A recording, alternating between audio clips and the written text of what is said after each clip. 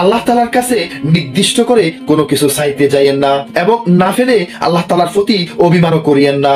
আপনি যখন আল্লাহ তাআলার কাছে চাইবেন তখন এইভাবে চাইবেন, হে আল্লাহ, আমার জন্য যেটা ভালো, যেটা সুন্দর, যেটা ফেলে আমি পরিপূর্ণ হব, আপনি আমাকে সেটাই দিয়ে দিয়েন।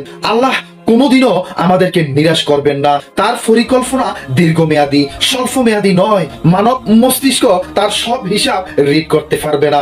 তারপর সব ছেড়ে দিয়ে চলায় একটা অন্যরকম প্রশান্তি আসে। কিছু মানুষ জীবন থেকে চলে যাওয়ার পর মনে হয় যেন জীবনটা একটা নতুন রূপ নিয়েছে। তাদের চলে যাওয়ায় আমি কষ্ট পেলেও সেই কষ্ট থেকে আমি নতুন শক্তি পেয়েছি। মাঝে মাঝে মনে হয় জীবনে কিছু নতুন সম্পর্ক আসে এবং পুরাতন সম্পর্ক চলে যাওয়া এক ধরনের নতুন মুক্তি, কারণ তা আমাদের পথ খুলে দেয় সেই জায়গায় যেখানে আমার নিজের সত্তাকে খুঁজে পাই। তারা ছিল কিন্তু তারা এখন আর নেই। তাদের চলে যাওয়ার পর জীবনটা অনেক বেশি পরিষ্কার, জীবনটা অনেক বেশি সুন্দর হয়ে উঠেছে। হয়তোবা তাদের এই চলে যাওয়াটাও আল্লাহ তাআলার একটা ইশারাই ছিল। দুঃখ আমাকে দুঃখ দিয়ে বলে দুঃখিত। আচ্ছা বলুন তো দেখি, এই মনের উপর কেমন নিষ্ঠুর আচরণ হয় না এটা? তবুও হেসে দুঃখকে বলি কিছুই হয়নি, সব ঠিক আছে, কিন্তু ভেতরে ভেতরে নিঃশব্দের কান্না ঘুরে বেড়ায়, যা কাউকে বলা যায় না। এই রকম অবস্থার মধ্যে যারা আছেন তাদের এই অবস্থা কেন হয় জানেন? আল্লাহর প্রতি তাকওয়া না থাকার কারণে, আল্লাহর প্রতি তাওয়াক্কুল না থাকার কারণে। সুতরাং এই অবস্থার মধ্যে যারা আছেন এখনই সকল কিছু ছেড়ে দিয়ে আল্লাহর উপর ভরসা করুন। আল্লাহ একমাত্র সত্তা যিনি আপনার সমস্ত দুঃখ, দুর্দশা, হতাশা, নিরাশা সকল কিছুকে নিঃশেষ করে দিবেন। কিছু কষ্ট মানুষকে এমন ভাবে বদলে দেয় যে সে আগের মতো আর থাকে না। হৃদয়ের সব অনুভূতি ধীরে ধীরে কঠিন হয়ে যায়। যাকে একসময় অনুভূতির গভীরে রাখা হতো তার গুরুত্ব হারিয়ে যায়। অপেক্ষা, অভিমান সবকিছুই একসময় হারিয়ে যায়। ঠিক এমনি করে একদিন মানুষ শিখে যায় বাঁচতে হলে তাকে শক্ত হতে হবে। অনুভূতির আঘাতে ফাতর হয়ে যাওয়া হৃদয় আর কখনো মাটি হয়ে নরম হয় না। তখন জীবন তার নিজের পথে এগিয়ে চলে, নির্লিপ্ত, নিঃশব্দ, নির্বাক। হে মানব, তুমি সতর্ক হও। হে উম্মতে মুহাম্মদী, তুমি সাবধান হও। দুনিয়াটা যেহেতু অনলাইনের দুনিয়া, সেহেতু ফেসবুকে, ইউটিউবে এবং অন্যান্য অনলাইন প্ল্যাটফর্মে তোমার শেয়ার করা লেখা, ছবি, ভিডিও যেন তোমার মৃত্যুর পর আযাবের কারণ না হয়। জীবন খুবই সুন্দর, তাই না? তুমি কিছুই নিয়ে আসোনি, তোমার ভাগ্যে কি আছে সেটাও তুমি জানো না, অথচ এরপরও তুমি সবকিছুর জন্য লড়াই করো। মনে হয় যেন দুনিয়ার সবকিছুর আধিপত্য তুমি হতে চাও, সবকিছুর মালিক বনে যেতে চাও। তোমার যেন দুনিয়ার খাই খাই অবস্থা যাচ্ছেই না। যেখানে তুমি ছিলে শূন্য, তোমার রব করেছে তোমাকে পরিপূর্ণ, অথচ সেখানে তোমার পেট ভরে না। অথচ কি হয়? কিছুই না নিয়ে তোমাকে দুনিয়া ছেড়ে দিতে হয়। আমরা মানুষ, আসলে আমরা খুবই ইন্টারেস্টিং। আসলে একটু যদি খেয়াল করেন তাহলে বুঝতে পারবেন যে আপনাকে কেউ কেউ মনে করবে আপনি হাসি খুশি থাকে একটা মানুষ, কেউ আপনাকে ভাববে আপনি শান্ত শিষ্ট একটা মানুষ, কেউ কেউ আপনার ব্যাপারে জানবে আপনি প্রচন্ড একটা রাগী বদমেজাজি মানুষ, কেউ কেউ আপনাকে খুব ভালোবাসবে, আবার কেউ আপনাকে অনেক ঘৃণা করবে। কারো কাছে আপনি খুব মিশুক একজন মানুষ হবেন, আবার কেউ কেউ ভাববে আপনার অনেক ইগো বেশি। কিন্তু বাস্তবতা হচ্ছে আপনি খেয়াল করবেন যে আসলে কেউই আপনাকে আপনার মতো করে বোঝেনি। আসলে এই ব্যাপারটা আমাদের কাছে খুবই আফসোসের। দিন শেষে যোগ বিয়োগ করলে দেখবেন আমি, আপনি, আমরা সবাই দিন শেষে বড্ড একা। সুতরাং কারো ভাবা, কারো দেখার বিষয় নয়। নিজের ব্যক্তিগত অর্থকে নিজেই ভালোবাসুন, নিজেকেই নিজের পবিত্র স্থানে ধরে রাখুন। একজন দিনদার ছেলেকে বিয়ে করলে কতটা উপকার। আপনি যখন একজন দিনদার ছেলেকে বিয়ে করবেন সে কখনোই আপনাকে ধোঁকা দেবে না। প্রিয় বোন আমার, সে সব সময় আপনাকে পর্দার মধ্যে রাখবে। আপনার দিনদার স্বামী অল্পতে খুশি থাকবে। আপনাকে সব সময় আপনার দিনদার স্বামী আপনাকে মূল্যবান মনে করবে। আপনার গায়ে কখনো হাত তুলবে না, কখনো সে ফরকিয়া করবে না, কখনো আপনাকে যৌতুকের জন্য খোঁটা দিবে না, আপনাকে আপনার ঘরের রানী বানাবে ইনশাআল্লাহ। প্রিয় বোন আমার, আপনার স্বামী যখন দিনদার হবে তখন এই সমস্ত উপকারগুলো আপনার হয়ে যাবে ইনশাআল্লাহ। আল্লাহ তাআলা সবাইকে দিনদার জীবন সঙ্গী পাওয়ার তৌফিক দান করুক, আমিন। বিদ্যুৎ আমাদের সকলের জন্য উপকারী, তবুও আমরা কেউ তাকে স্পর্শ করি না, কারণ স্পর্শ করলেই সে আমাদেরকে তার আসল রূপ দেখিয়ে দেয়। তেমনি সমাজে এমন কিছু মানুষ থাকবে যাদের সাথে মাত্র প্রয়োজনে কিছু সম্পর্ক রাখবেন, তাদের একেবারে কাছাকাছি যাবেন না, না হয় ঠিক বিদ্যুতের মতো করে সেও তার আসল রূপ আপনাকে দেখিয়ে দেবে। কখনো কখনো আপনার জীবন চলার গতিকে আল্লাহ তাআলা এমন এক মোড়ে এসে দাঁড় করাবে, দেখবেন যেখানে আপনার হাজার স্বপ্ন আছে, ভালোবাসা আছে এবং প্রতিশ্রুতি দেওয়া অনেক বিষয়গুলো আছে যেগুলো দুরিশাত হয়ে যায়। যাদের জন্য একদিন আপনার বুক ভরা ভালোবাসা ছিল, বিশ্বাস ছিল, তারাই দেখবেন আপনাকে ছেড়ে একদিন দূরে সরে যায়। আপনার মনে হবে যেন কখনো কোনো কিছুই ওই মানুষগুলোর সাথে আপনার কিছুই ছিল না। আপনি দেখবেন সময় বদলায়, মানুষ বদলায়, কিন্তু ফিরে আসা দিনগুলো স্মৃতি কখনো বদলায় না। দেখবেন যে এভাবে করে আপনার জীবন চলছে। আবার দেখবেন কোনো একটা কোণে এসে কোথাও না কোথাও শূন্যতা থেকে যায়, যা কেউই পূরণ করতে পারে না। আর এই জন্যই সবসময় এই অবস্থায় থাকলে আপনার ভরসা তাওয়াক্কুল থাকবে আল্লাহর প্রতি। আল্লাহ তাআলাই আপনার এই অবস্থাগুলো পরিবর্তন করে আপনাকে শূন্যতায় পূর্ণতা এনে দিতে পারে। যখন আল্লাহ তাআলা তার কোনো বান্দাকে খুব বেশি ভালোবাসেন, তখন তার চারপাশ থেকে তার প্রিয়জন ছিল এমন সবাইকে সরিয়ে দেন, সবার প্রতি হতাশ করে দেন সেই মানুষটিকে। কারো প্রতি বিন্দু পরিমাণ আশা ভরসা এগুলো কিছুই রাখেন না। গোটা সৃষ্টির থেকে বান্দার মুখ একেবারেই সরিয়ে নেন। একাকিত্বের এমন এক জগতে তাকে সরিয়ে নেন যেখানে শুধুমাত্র সে আর তার আল্লাহই আছে, আর কেউ নেই। সুতরাং এমন অবস্থায় যখন কখনো পতিত হবেন, তখন হতাশ হবেন না, নিরাশ হবেন না।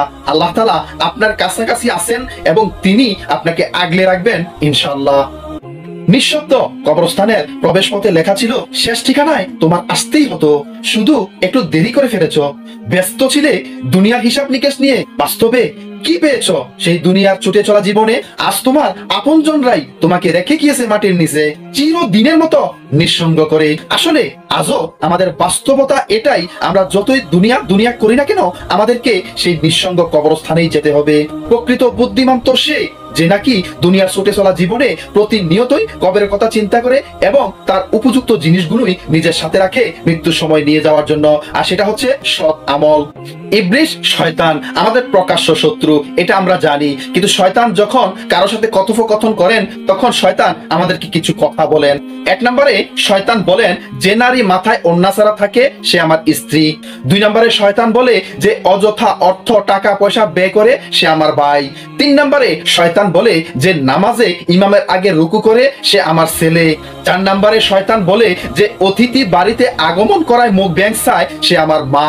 পাঁচ নম্বরে শয়তান বলে যে বিসমিল্লাহ পড়া ছাড়া খাওয়া শুরু করে সে আমার সন্তান। ছয় নম্বরে শয়তান বলে যে আজান শুনে নামাজ পড়তে গেল না সে আমার বাবা। সাত নম্বরে এই সমস্ত কথাগুলো যে শুনে অন্যকে জানায়, শয়তান বলে সে আমার শত্রু, আর যে জানায় না সেই আমার বন্ধু। সুতরাং এই ভিডিওটি শেয়ার করে দিন, না হয় শয়তানের বন্ধু হয়ে যাবেন। তাহলে জানতেই পারলেন শয়তানের প্রকৃত আত্মীয় স্বজন কারা। মানুষ দিন দিন এতটা হিংস্র হয়ে যাচ্ছে যে সে কিভাবে প্রকৃত মানুষ হয়ে উঠবে এটা যেন সে ভুলেই গেছে। চারদিকে শুধু অপরাধ, লুটপাট, হত্যা। ফেসবুক, মিডিয়া, খবরের কাগজ খুললে এগুলোই মোটামুটি দেখা যায়, যেন প্রতিযোগিতা চলছে অন্যায় করার। বাস্তবে কেউ ভবিষ্যতের পরিণতি নিয়ে একেবারেই ভাবে না, মৃত্যুর ভয় পর্যন্ত তাদের মধ্যে নেই। অথচ মানুষ আসলে চিরদিন বেঁচে থাকে না। আসলে দেশ নয়, দেশের সরকারই নয়, একজন মানুষই পারে প্রাকৃতিক ভাবে পরিবর্তন আনতে। আর তাই মানুষ হয়ে মানবিক হও, এমন কিছু করো না যাতে তোমার ওই কাজের জন্য অন্য মানুষ কষ্ট পায়। নচেত আখেরাতের হিসাব নিকাশের জন্য প্রস্তুত থাকো। জীবনে যাই করেন কখনো নিজের সবটুকু দিয়ে কারো জন্যই কিছু করতে যাবেন না, ভুলেও না কাউকে কখনোই শুধরাতে যাবেন না, কারো প্রতি ব্যক্তিগত কোনো আশাই রাখবেন না, নিজের সবটা দিয়ে কাউকেই কখনো সাহায্য করবেন না, কারোর জন্য কখনো নিজের জীবন বাজি রাখবেন না। বিশ্বাস করুন, মানুষ আসলে এগুলোর মূল্যই দিতে পারে না। কেউ আপনাকে বাস্তবে বুঝবেই না আপনি তার জন্য কি করেছেন। এগুলো যখন করবেন তখন সে এগুলো কখনোই স্বীকার করবে না। উল্টো প্রতিনিয়ত তার সাথে যখন আপনি বাঁধবেন তখন সে এটাই প্রমাণ করার চেষ্টা করবে যে আসলে আপনি তার জন্য কিছুই করেন নাই। সুতরাং নিজের সর্বস্ব দিয়ে কখনো কারো জন্যই কিছু করতে যাবেন না। আমি লিখবো চিঠি, দেব তোমায়, ফাঁকি তুমি ফসে দিও রওজায়। আমি থাকবো বসে এই আশায় চিঠির উত্তর আসবে আমার গায়ে। কবে আসবে আমার কাছে মদিনার পয়গাম, গায়ে বাঁধবো হাজিদের এহরাম। আমি ঘুরবো মদিনার চারিপাশ, দুচেকে দেখবো সবুজের গুম্বাস। আমি লিখবো চিঠি, দেব তোমায়, ফাঁকি তুমি পৌঁছে দিও মোর কলিজা, মোর ভালোবাসার নবীর রওজায়। একটা জিনিস খেয়াল করলে হয়তো আপনি বুঝবেন যে কারোর সাথেই আপনার ব্যক্তিগত স্বার্থের কোনো সম্পর্ক নেই। অনেকের সাথে আপনি যোগাযোগ রাখেননি, এই রাখা না রাখা নিয়ে কোনো অভিযোগ আপনার নেই। বলতে পারেন এভাবেই আপনার অনেকের সাথে শেষ কথা হয়ে গেছে, শেষ দেখা হয়ে গেছে, শেষ পথ চলাটুকুও হয়ে গেছে। শেষ যোগাযোগটাও দেখবেন যে হয়ে গেছে। কিন্তু এই সমস্ত লোকগুলো যখন আপনি তাদের নিয়ে কথা উঠবে, তখন দেখবেন যে তারা আপনাকে আসলে ব্যক্তিগত অর্থে কখনোই ভালোবাসেনি।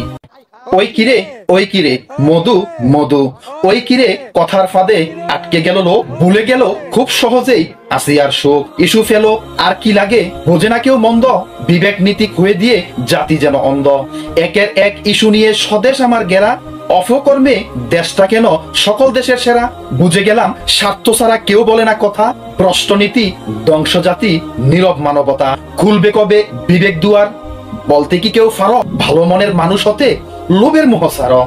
এই যে দেখছেন টাকা, এই টাকা কতটা আজব জানেন? এই টাকা বর্তমানে ঠিক এই সময় পৃথিবীর প্রত্যেকটা পুরুষকে কতটা কষ্ট দিচ্ছে জানেন? বিশেষ করে মধ্যবিত্ত এবং নিম্নবিত্ত পুরুষদের এতটাই কষ্ট দিচ্ছে যা বলে বোঝানো যাবে না। এই টাকা দিয়ে বর্তমানে প্রত্যেকের ঈদের মার্কেট হয়, কিন্তু বেচারা এই টাকা কামাই করা পুরুষ তার ঈদের কোনো মার্কেট হয় না। সবার জন্য কিনতে কিনতে এই বেচারা পুরুষের পকেট হয় ফাঁকা, তার জন্য কোনো কিছু কিনার থাকে না কোনো টাকা। পরিবারের সকলের মুখে হাসি ফুটাতে বেচারা এই পুরুষের জীবনটাই দুঃখে কষ্টে মাখা। একজন দিনদার ছেলে এবং একজন দিনদার মেয়ে মিলিত হওয়া এটা সহজ কথা না, এটা অত্যন্ত দীর্ঘ। কতটা দীর্ঘ জানেন? এটা সূরা বাকারার মতো দীর্ঘ। তবে আল্লাহ তাআলা যদি ইচ্ছা করেন এবং তিনি যদি এই দিনদার ছেলে এবং মেয়েকে ভালোবাসেন, তাহলে তাদেরকে মিলিত হওয়া সূরা কাউসারের মতো ছোট করে দেন এবং তাদেরকে মিলিত করে আল্লাহ তাআলা তাদের দাম্পত্য জীবনটা সূরা আর রহমানের মতো মধুময় সুন্দর করে তোলেন এবং তাদের দাম্পত্য জীবনটা এমন শক্তিশালী করেন যেটা সূরা ইয়াসিনের মতো হয়, এবং তাদের দাম্পত্য জীবনটা এতটা উজ্জ্বলময় করে দেন যেটা সূরা দোহার মতো হয়, আর তাদের এই উজ্জ্বলতার নূরের আলো দুনিয়া এবং আখিরাত পর্যন্ত ছড়াতে থাকে। সুতরাং যারা এমন জীবন কামনা করেন, তাহলে অবশ্যই নিজেকে দিনদারিতার সহিত গ্রহণ করে একজন দিনদার জীবন সঙ্গী আল্লাহর কাছে চাইতে থাকেন, চাইতে থাকেন, চাইতে থাকেন। আল্লাহ তাআলা একদিন না একদিন আপনাকে দিনদার জীবন সঙ্গী দিয়ে দিবেন ইনশাআল্লাহ। প্রত্যেকটা মানুষের জীবনে ব্যক্তিগত কিছু প্রিয় মানুষ থাকে। প্রিয় মানুষগুলোর কাছে হঠাৎ করেই দেখবেন কোনো কারণ ছাড়াই একদিন বিরক্তিকর আপনি হয়ে যাবেন, সস্তা হয়ে যাবেন। এরা আপনাকে কখনো ইগনোরও করতে চাইবে না, আবার এরা নিজে থেকে আপনার কখনো খোঁজও নিবে না। আপনি যদি কোনো কারণে এদেরকে খোঁজ নেওয়া বন্ধ করে দেন, তবুও তারা আপনার কোনো খোঁজ খবর রাখবে না, আপনার সাথে যোগাযোগ করার চেষ্টাও করবে না, কারণ তার কাছে আপনার থেকে অন্য বেটার কেউ তার কাছে খুব জরুরি, খুবই প্রিয়। সুতরাং এই সমস্ত স্বার্থপর প্রিয় মানুষগুলোর থেকে খুবই সাবধান। ক্ষুদ্র একটা জীবন, কত শত ভাবনায় আমরা ডুবে আছি। হঠাৎ করে যখন ডাক পড়বে, তখন চলে যেতে হবে ওপারে। থাকতে পারবো না আমরা মায়া মহতার এই দুনিয়াতে, থাকতে পারবো না আমাদের এই সংসারে, থাকবে না আমাদের এই নীতি আদর্শের অহংকার, থাকবে না আমাদের জুলুম অত্যাচার, সীমাহীন ব্যভিচার। নিজের কর্মটুকু নিয়ে ওপারে চলে যেতে হবে। আমরা শুধু আসলে এই বিষয়টুকুই ভুলে গেছি, আর কিছুই নয়। স্বামী আর স্ত্রী বানাইছে কোন মিস্ত্রি, এক রহস্যময় আয়নার কারিগর, জাদুর কারিগর না, বাস্তবে আল্লাহ তাআলা এটা সৃষ্টি করেছেন। একবার এক স্ত্রী তার স্বামীকে বলল, আচ্ছা প্রায় দেখি তুমি আমার হাতের আঙ্গুলের মধ্যে তাসবিহ পড়ছো, আসলে তুমি কেন এমন করছো? স্বামী বলল, তুমি জানো হাসরের ময়দানে সবাই সবার কাছ থেকে পালানোর চেষ্টা করবে, আমি চাই আমার কিছু আমল তোমার হাতের সাথে সম্পৃক্ত থাক, তোমার হাত আমার এই আমলের আল্লাহ তাআলার কাছে সাক্ষী দেবে, আর আমি হাসরের ময়দানে তখন তোমাকে দেখতে পাবো। তুমি যতই আমার থেকে ফালানোর চেষ্টা করবা, ফালাতে পারবা না। দুনিয়ার ভালোবাসাটুকু আমি আখিরাত পর্যন্ত পৌঁছিয়ে দিলাম।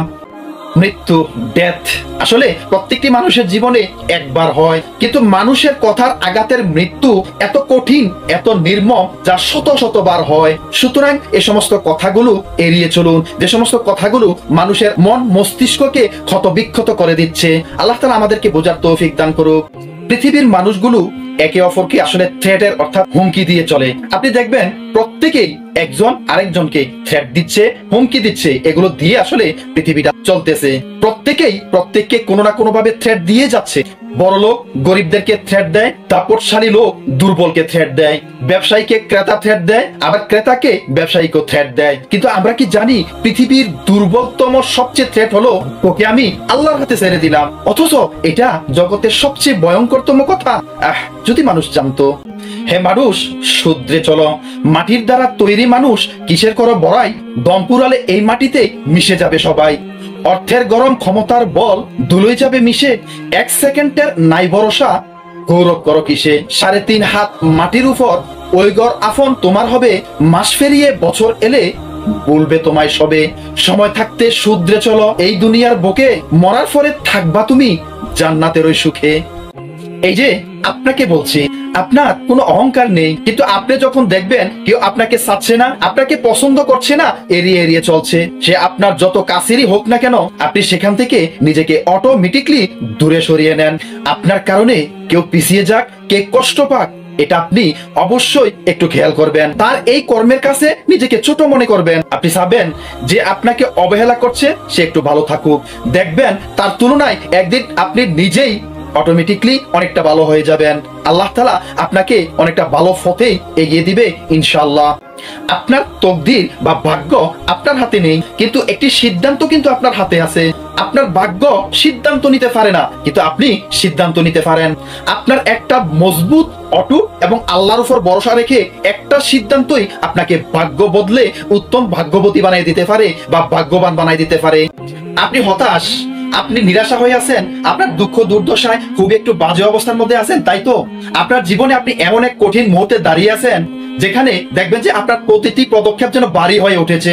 আপনি না পারবেন পেছন ফিরে তাকাতে, না পারবেন আসলে ব্যক্তিগত জীবনে সামনে এগিয়ে যেতে। আপনি মনে করবেন যেন আপনার চারপাশের সবকিছু দূষণ হয়ে উঠছে। আপনার মনে হবে যেন অন্ধকার এক মেঘ আপনার জীবনের সকল কিছুকে অন্ধকার করে দিচ্ছে। হয়তো এমন হবে আপনার হৃদয়ের এক অসম্ভব কষ্ট, এক ধরনের শূন্যতা আসবে যা আপনি ভাষায় প্রকাশ করতে পারবেন না। আপনার কাছে এমনও মনে হতে পারে যে আপনার কাছে কোনো কিছু স্পষ্ট না। আপনার মনে হবে আপনি ধীরে ধীরে নিঃশেষ হয়ে যাচ্ছেন। যতই সামনে আগানোর চেষ্টা করবেন ততই যেন মনে হচ্ছে আপনি নিঃশেষ হয়ে যাচ্ছেন। না, কখনোই না। আপনি আপনার আল্লাহর উপর ভরসা করুন। আল্লাহ আপনাকে এই সমস্ত বিষয় থেকে দূরে রেখে প্রশান্তি দিতে পারে। একটু খেয়াল করলে দেখবেন আপনি যতটা গুরুত্ব দিয়ে কাউকে বিশ্বাস করার চেষ্টা করেন, আপনাকে কেউ ততটা গুরুত্ব দিয়ে বুঝতে চেষ্টা করে না। ঠিক এই কারণে ব্যথায় আসলে আপনার যেন কেমন কেমন লাগবে। আপনি আসলে কি ভাবার অনুভব করছেন সেটা ভাবার প্রয়োজন কেউ বোধ করবে না। মনে রাখবেন আপনার সাথে আসলে ওই মানুষগুলো সহজে অভিমানই করা যায়। সেই অভিমান ভাঙার যে অস্থিরতা আপনার থাকবে তার বেলায় ওই অনুভূতিটা আসলে কাজ করবে না। আপনি দেখবেন যে আসলে এই যাবতীয় রাগ, অনুরাগ এবং অনুভবগুলো আসলে একমাত্র আপনারই আছে, কিন্তু আপনার এগুলোর ব্যাপারে আসলে অন্য কারোটা তেমন একটা থাকে না। সুতরাং হতাশ হবেন না, ভরসা রাখুন আল্লাহর উপর, দোয়া করুন নিজের জন্য এবং ওই তার ব্যক্তির জন্য, ওই লোকগুলোর জন্য। আল্লাহ তাআলাই এই সমস্ত সকল কিছু শেষ করে আমাকে আপনাকে হতাশা থেকে মুক্তি দিয়ে ভালো একটা অবস্থানে নিয়ে দিতে পারেন ইনশাআল্লাহ। আপনাকে কিছু মানুষ বিশ্বাস করবে, কিছু মানুষ আপনাকে মূল্য দেবে। পৃথিবীতে অন্যতম সুন্দর ব্যাপার হচ্ছে কারো বিশ্বাসের মূল্য রাখা। বিশ্বাস বলুন বা সম্পর্ক একদিনও, এক মাসেরও, এক বছরেরও হতে পারে, তবে মূল্যটা সবসময় আজীবনের হওয়া উচিত। আপনাকে যে বিশ্বাস করে, আপনাকে যে মূল্য দেয়, তার এই বিশ্বাসটা, মূল্যটা আপনাকে আজীবন ধরে রাখতে হবে। যে ব্যক্তি আজ আপনাকে বিশ্বাস করে সব ব্যক্তিগত বিষয় আপনাকে সিক্রেট দিচ্ছে, আপনার সাথে শেয়ার করছে, সময়ের ব্যবধানে একে অপরকে নাও চিনতে পারেন, বন্ধু থেকে শত্রু হয়ে উঠতেও পারেন, প্রিয়জন থেকে প্রাক্তন হয়ে উঠতে পারেন, তবে তার সিক্রেট বিষয়গুলো কখনো ডাল কিংবা দুর্বলতা হিসাবে নিবেন না। তাকে ঘৃণা করলেও না। অস্থায়ী বিশ্বাসটাকেও স্থায়ীভাবে মনে লালন করতে হয়। তার ব্যক্তিগত সিক্রেট গুলো সব সময় নিজের মধ্যে আটকে রাখতে হয়। তাহলে দেখবেন কোনো না কোনো একদিন আপনার ব্যাপারে এতটা সম্মান তার ভিতরে হবে আপনি কল্পনাও করতে পারবেন না। প্রত্যেক মানুষ জীবনে তার নির্দিষ্ট জায়গায় সফল হতে চায়। আপনি হয়তোবা সফল হওয়ায় ব্যর্থ হয়ে গেছেন। আপনি কি জানেন সফল হতে না পারাটাও একরকম সফলতা? আপনি যখন সফল হতে পেরেছেন তখন দেখবেন সকলেই আপনাকে ভালোবাসবে, সম্মান করবে, গুরুত্ব দেবে। কিন্তু প্রত্যেকের এই ভালোবাসায় হয়তো আপনি অহংকারী হয়ে যেতে পারেন। তবে জীবনে একবার হেরে গিয়ে দেখেন, একবার অসফল হয়ে দেখেন, বুঝতে পারবেন আপনার সবচেয়ে কাছের মানুষগুলোর কাছেই আপনি কতটা মূল্যহীন। একটু ভালোবাসা, সম্মান এবং গুরুত্ব পাওয়াটাও স্বপ্নের মতো। তবে ঠিক এই অবস্থায় আপনার আল্লাহ তাআলা ছাড়া আর আপন আপনি কাউকেই পাবেন না। সুতরাং আপনি সফল হতে পারেননি, এটাই আপনার সফলতা। আল্লাহ তাআলা আপনাকে একদিন আপনার সফল জায়গায় পৌঁছাইয়া দিবে ইনশাআল্লাহ। প্রত্যেকটা মানুষের জীবন সঙ্গী আসলে এমনই হওয়া উচিত, যেমন ঠিক তালাচাবির মতোই প্রত্যেকটা মানুষের জীবন সঙ্গী হওয়া উচিত। ভেঙ্গে যাবে তবুও তালাটা অন্য চাবি দিয়ে খুলবে না। তেমনি হৃদয়ে আপনার আপনজনকে, আপনার সঙ্গীকে এমন ভাবে জায়গা দেওয়া উচিত, হাজার বাধা এলেও একে অপরকে যাওয়ার কথা কখনোই ভাববে না। জীবনে এইভাবে ভালো থাকতে হলে রূপবতী গুণবতী হওয়ার চেয়ে ভাগ্যবতী হওয়াটা সবচেয়ে জরুরি। প্রতিটা মানুষের জীবন জুড়ে অজস্র কিছু গল্প থাকে।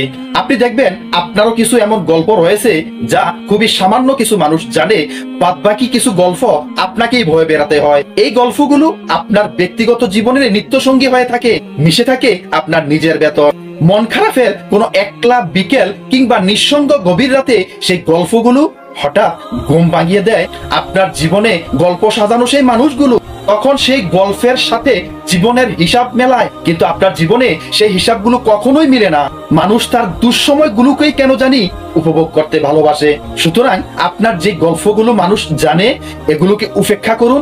নিজের ভিতরে যে গল্পগুলো আছে এই গল্পের সাথে যেই মানুষগুলো জড়িত রয়েছে তাদের ব্যাপারে ব্যক্তিগত জীবনে একটু সাবধান থাকুন। সিনেমা হলো বরবাদ। বরবাদ মানে কি জানেন? যদি তোমার জীবনের মূল্য বুঝতে না পারো তুমি বরবাদ। যদি তুমি সঠিক মানুষ হতে না পারো তুমি বরবাদ। যদি তুমি গানের আলো ছড়াতে না পারো তুমি বরবাদ। যদি তুমি নূরের আলোয় আলোকিত হতে না পারো তুমি বরবাদ। যদি তুমি ইবলিশের থাবা থেকে বাঁচতে না পারো তুমি বরবাদ। যদি তুমি দুনিয়ার জঞ্জাল থেকে বাঁচতে না পারো তুমি বরবাদ। যদি তুমি আখেরাতের মহাপ্রলয় থেকে বাঁচতে না পারো তোমার জীবন একেবারেই বরবাদ। সুতরাং যদি তুমি সূরা আহজাবের 21 নম্বর আয়াত ধরো তাহলেই তোমার জীবন হবে আবাদ। লাকাদ কানা লাকুম ফি রাসূলুল্লাহি উসওয়াতুল হাসানা, এটাই তোমার জন্য সুসংবাদ। সিনেমা হলো দাগী। দাগী কে জানেন? পৃথিবীর জীবনে সে হয় দাগী যার জীবন খুব বেশি রাগী, যে চলাফেরা করে শয়তানের পথে, রাগ হিংসা থাকে তার সাথে, সে হতে পারে জাহান্নামী অভাগী। সুতরাং সেই দাগী। আল্লাহর পথ অস্বীকারী সে বৈরাগী, সুতরাং সেই দাগী। রাসূলের আদর্শ নাই এমন সে হতভাগী, সুতরাং সেই দাগী। সমাজে বিশৃঙ্খলা সৃষ্টিকারী সে জঙ্গি জাগি, সুতরাং সে দাগী। সিনেমার গল্পে কে দাগী কিসে দাগী সে জানি না, তবে জানি আল্লাহর কাছে সৎ মানুষের কাছে সে দাগী। যে হবে শয়তানের সহচর সে দুনিয়ায় দাগী আখেরাতে দাগী। সর্বোপরি জাহান্নাম তার জন্য হবে মহারাগী। সুতরাং যিনি দাগী সিনেমা দেখতে যান মনে রাখেন আপনিও হতে পারেন দুনিয়াতে দাগী আখেরাতে দাগী। দাগী দাগী দাগী। এইবার ঈদে দুটি এসেছে সিনেমা। আসলে কি জানেন কি হলো তাদের আমলনামা? একটা হলো দাগী আর একটা হলো বরবাদ। আসলে যে হয় দাগী সেই হয় বরবাদ। কিন্তু কেন হয়ে যায় বরবাদ? আল্লাহর কাছে সে দাগী আসামি, কারণ সে জাহান্নামেরই করে আবাদ। সিনেমার গল্পে যাই থাক নামের মধ্যেই রয়েছে খারাপ প্রভাব। এইরকম সিনেমা নিয়ে যারা করেন লাফালাফি আল্লাহই জানে আল্লাহর কাছে তারা কতটা ফাফি। সুতরাং এখনো সময় আছে। আপনি মানুষ, সৃষ্টির শ্রেষ্ঠ জাতি, আপনি কেন হবেন দাগী? কেন হবেন বরবাদ? আপনি করবেন তো শুধু জান্নাতের আবাদ। আল্লাহ তাআলা আমাদের বোঝার তৌফিক দান করুক, আমিন। ভাববেন না আপনাকে যে পছন্দ করবে সে আপনার সর্ব অবস্থায় সর্ব পরিস্থিতিতেই আপনাকে পছন্দ করবে। আপনার সেজে গুজে পারফেক্ট হওয়া চেহারা আর কর্মব্যস্ত গর্মাত্মক চেহারা দুটোই তার কাছে সম্মান, মায়াবী এবং আকর্ষণীয় হবে। আপনি দেখতে চিকন, মোটা কিংবা খাটো সেটা তার কাছে কোনো পরিচয় বহন করবে না। তার কাছে আপনি প্রিয়, আপনি সম্পূর্ণ। সে আপনাকে ভাববে আপনার বিকল্প কেউ নেই, আপনি আপনি।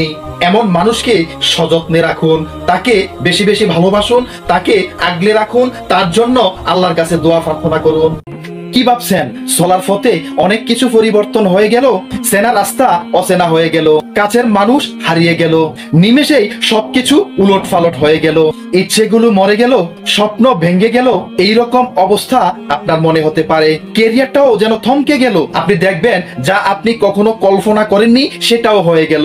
এইরকম হলে আপনি এক বিন্দুও থেমে যাবেন না, সাথে সাথে আল্লাহর কাছে প্রার্থনা করুন, হাসি মুখে আল্লাহর কাছে দোয়া করুন। মনে রাখবেন জীবন আপনার একটাই, আর এই একটা জীবনেই আল্লাহর থেকে পাওয়া বিষয়গুলো একটা চান্সেই লুফে নিতে হয়।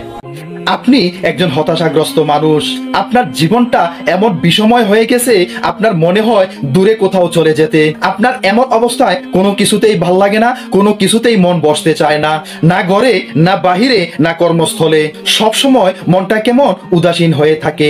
আনন্দে হাসতেও ভাল লাগে না, দুঃখে কাঁদতেও ভাল লাগে না, কারো কাছে নিজের কোনো কিছু বলতেও ভাল লাগে না। ঠিক তখন বুকের মধ্যে কেমন শূন্য শূন্য অনুভূতি হয়। এমন মনে হবে দূরে কোথাও নিরিবিলি একটা জায়গায় গিয়ে আপনি যেন বসবাস করা শুরু করেন, যেখানে আপনার কারো সাথে সম্পর্ক থাকে না। মনে রাখবেন, এই অবস্থা যখন আপনার হবে, এই রকম অবস্থার মধ্যে যখন পড়ে যাবেন, তখন একটি মাত্র কাজ, আর সেটা হচ্ছে বেশি বেশি ইবাদত করুন, আল্লাহর জিকির করুন, আর আল্লাহর কাছে সাহায্য প্রার্থনা করুন। কিছু মানুষ আছে যারা অহেতুক ঝামেলায় পড়ে যায়। হয়তোবা এই রকম অবস্থা আপনারও হতে পারে, হয়তোবা এমন হতে পারে যে আপনি এই ঝামেলাটা আসলে আশা করেন নাই, কিন্তু আপনার জীবনে হয়ে গেছে। তবে এই রকম মানুষগুলো ভাগ্যের দিক থেকে খুবই অভাবী হয়, কিন্তু এতে আপনার কিছু করার নাই, কারণ আপনার উদ্দেশ্য ভালো, আপনার পদক্ষেপও খুবই সঠিক ছিল। ঠিক এই রকম অবস্থায় আপনি ঝামেলায় পড়ে যান, আর এই অবস্থাটা আসলে ওই রকম ভাগ্যের মানুষের মতো হয়। ধরুন 10 জন মিলে কোথাও গেলেন এবং সেখানে কোনো একটা অঘটন ঘটলো, অথচ এই অঘটনের সাথে আপনার কোনো সম্পর্ক নেই। ঘুরে ফিরে এই অঘটনের দায়ভার দোষ আপনার উপরে এসে পড়ে। এই অবস্থার মধ্যে যখন পড়ে যাবেন, মনে রাখবেন এটা আল্লাহ তাআলা থেকে আপনার জন্য একটা পরীক্ষা, যেই পরীক্ষা দিয়ে আল্লাহ তাআলা আপনাকে সঠিক, সলিড এবং উত্তম মানুষ হিসেবে তৈরি করতে চান। আপনি, আমি, আমরা আসলে অনেক সমস্যায় থাকি। মাঝে মাঝে আমরা ভাবি যে আল্লাহ চাইলে আমার সমস্যাগুলো দূর হতে কতক্ষণ। আপনি হয়তো এই সমস্যাগুলো নিয়ে এভাবে ভাবতে পারেন, তবে একবার এটা ভাইবেন যে আল্লাহ তাআলা সব কিছুর ব্যাপারে অবগত আছেন। আল্লাহ জানেন আপনি কতটুকু সহ্য করতে পারবেন আর কতটুকু সহ্য করতে পারবেন না। এটা মনে রাখবেন এবং এটা ভাববেন যে যাই হচ্ছে হোক, আমার কোনো অভিযোগ নেই। আপনার চেয়েও তো কত বিশাল সমস্যা নিয়ে মানুষ দিন কাটায়। আল্লাহ তাআলা যেদিন ভালো মনে করবেন, ওই দিন এক নিমেষেই আপনার সমস্যাগুলো দূর করে দিবেন। নফসকে কন্ট্রোল করার 15টি উপায়। 1 নম্বরে ফজরের নামাজ পড়ে না ঘুমানো। 2 নম্বরে ম্যাক্সিমাম দিনে 3 বেলা খাওয়ার অভ্যাস করা। 3 নম্বরে প্রতিদিন যতটুকু মনে হয় তার চেয়ে একটু কম খাওয়া। 4 নম্বরে অপ্রয়োজনীয় কথা বলা থেকে বিরত থাকা। 5 নম্বরে প্রতিদিন সকাল সন্ধ্যা জিকির করা। 6 নম্বরে ইশরাকের সালাত আদায় করা। 7 নম্বরে ঘুমের পরিমাণ কমানো। 8 নম্বরে নিয়মিত কোরআন তেলাওয়াত করার চেষ্টা করা। 9 নম্বরে ফজরের ফরফর ব্যায়ামের অভ্যাস করা। 10 নম্বরে দৃষ্টি সংযত করা। 11 নম্বরে সম্ভব হলে সোশ্যাল মিডিয়া কম ব্যবহার করা। 12 নম্বরে রাতে বরফেট খাওয়ার অভ্যাস পরিহার করা। 13 নম্বরে রাতে ঘুমানোর আগে 2 রাকাত নফল নামাজ পড়া। 14 নম্বরে নিয়মিত তাহাজ্জুদ নামাজ পড়া। 15 নম্বরে রবের প্রতি তাওয়াক্কুল করা এবং সবর করা। আল্লাহ তাআলা এগুলো প্রথমে আমাকে, পরে সকলকে আমল করার তৌফিক দান করুক। স্ত্রী কাকে বলে জানেন? সামনে খাবার, পেটে খিদে, কিন্তু সে খাবার খাবে না, কারণ এই খাবার তার স্বামীর সাথে একসাথে বসে খাবে বলে স্বামীর জন্য অপেক্ষা করছে, আর তাকেই বলে প্রিয়তমা স্ত্রী। স্বামী কাকে বলে জানেন? যে নিজে ভালো থাকার জন্য নয়, তার শখের নারীকে ভালো রাখার জন্য নিজের চিন্তা কখনোই করে না। হ্যাঁ, এই তাকেই একজন প্রকৃত স্বামী বলা হয়। স্বামী তার স্ত্রীকে বলল, তুমি কি তোমার সন্তানদের চাও নাকি আমাকে চাও? স্ত্রী বলল, তোমাকে চাই। স্বামী বলল, কেন? স্ত্রী বলল, বাবা মা মারা গেলে তাদের বাড়ি যাওয়া যাবে না, সন্তান বড় হলে আমাকে চিনবে না, আর তুমি আমার স্বামী, মৃত্যুর আগ পর্যন্ত একমাত্র তুমি আমার পাশে থাকবে, আমাকে কখনোই ভুলে যাবে না, আমাকে ফেলে দিবে না। একজন স্ত্রীর কাছে স্বামী তার সবকিছু। স্বামী আর স্ত্রী, কিন্তু এই স্বামী স্ত্রীর মধুর সম্পর্কের মাঝেও ঝগড়াঝাটি এবং বিভ্রান্তি লেগেই থাকে। কিন্তু এগুলো কে লাগায় জানান? এগুলো লাগায় আমাদের প্রকাশ্য শত্রু বিতাড়িত শয়তান। স্বামী স্ত্রীর মাঝখানে শয়তান ধোঁকা দেওয়ার কিছু প্রধান দিক: 1 নম্বরে অবিশ্বাস ও সন্দেহ সৃষ্টি করা। 2 নম্বরে অযথা রাগ এবং ঝগড়ার পরিবেশ তৈরি করা। 3 নম্বরে পরস্পরের দোষ খুঁজতে উৎসাহিত হওয়া। 4 নম্বরে বিষণ্ণতা এবং হতাশার মাধ্যমে দূরত্ব বাড়া। 5 নম্বরে পরস্পরের তাচ্ছিল্য প্রদর্শনের মাধ্যমে। 6 নম্বরে অনৈতিক বিষয় নিয়ে অশান্তি সৃষ্টি করা। 7 নম্বরে সম্পর্কের সময় ও গুরুত্ব কমিয়ে দেওয়া। 8 নম্বরে শারীরিক ও মানসিক দূরত্ব তৈরি করা। 9 নম্বরে পারিবারিক বা সামাজিক সম্পর্ক নিয়ে বিরোধ তৈরি করা। সুতরাং এগুলো থেকে সতর্ক থাকুন এবং এগুলোকে এড়িয়ে স্বামী স্ত্রীর মধ্যে দাম্পত্য জীবনে ভালোবাসা প্রচুর বাড়িয়ে দিন এবং দাম্পত্য জীবনকে শক্তিশালী হিসেবে গঠন করুন। কখনো কি এটা ভেবে দেখেছেন যে কান্নার পর এত ঘুম চলে আসে কেন? সবচেয়ে কষ্টের মুহূর্তে যখন সবচেয়ে কাছের মানুষটা দূরে চলে যায় এবং আপনি নিজেকে এক অসহায় এবং একাকী মনে করেন, তখন আল্লাহ আপনাকে সবকিছু থেকে দূরে সরিয়ে একটি গভীর ঘুম এনে দেন, যাতে আপনার ক্লান্ত মন এবং মস্তিষ্ক শান্ত হয় এবং আপনি একটু আগে পাওয়া কষ্টটা ভুলতে পারেন। আশ্চর্যজনকভাবে লক্ষ্য করে দেখবেন যে ঘুম থেকে ওঠার পর মনে হবে মনটা অনেকটা হালকা হয়ে গেছে, বুকে জমে থাকা কিছু কষ্ট যেন কমে গেছে, মনে হয় যেন আপনার ঘুমের আগে আপনি কোনো কষ্টই পান নাই। আর এভাবেই আমাদের সবচেয়ে কষ্টের মুহূর্ত আল্লাহ তাআলা আমাদেরকে জানিয়ে দেন যে তিনি আমাদের সঙ্গে আছেন, তিনি আল্লাহ, তিনি আমাদের মহান সত্তা। আপনার অর্থ মানে টাকা পয়সা কম থাকুক, আপনার যোগ্যতাও কম থাকুক, কিন্তু আপনার কথা, আপনার ব্যবহার, আপনার আচরণ, মানসিকতা এগুলো যেন সুন্দর এবং মার্জনীয় হয়, কারণ একজন মানুষ হিসেবে এগুলোই আপনার সবচেয়ে বড় সম্পদ এবং মানুষের কাছ থেকে পাওয়া এগুলো আপনার জীবনে সবচেয়ে বড় অর্জন এবং সবচেয়ে বড় সফলতা। সুতরাং এগুলোকে ধরে রাখুন, নিজের ভালো ব্যক্তিত্বটাই মানুষের কাছে ফুটিয়ে তোলার চেষ্টা করুন। খুব ঝামেলা, অনেক বেজালের মধ্যে আছেন, তাই তো মনে রাখবেন যা হবে মেনে নিতে হবে। স্বপ্ন ভেঙে যাবে, ইচ্ছেগুলো অপূর্ণ থেকে যাবে, কষ্ট, বাধা আর হতাশা এই সব কিছু জীবনের অংশ। শেষ পর্যন্ত মেনে নেয়ার মধ্যে সুখ খুঁজতে হয়। যা কিছু হারিয়ে যায় তা কিন্তু আর ফিরে আসে না, তবুও আগের মতো স্থির হয়ে থাকতে হয়, কারণ এটাই জীবন। আপনি যখন স্থির হয়ে সোজা মজবুত শক্তভাবে দাঁড়ানো থাকবেন, কোনো অস্বস্তি, কোনো ঝামেলা আপনাকে ঘায়েল করতে পারবে না। আপনাকে এই সমস্ত কিছু থেকে উদ্ধার করে দিবেন একমাত্র আল্লাহ।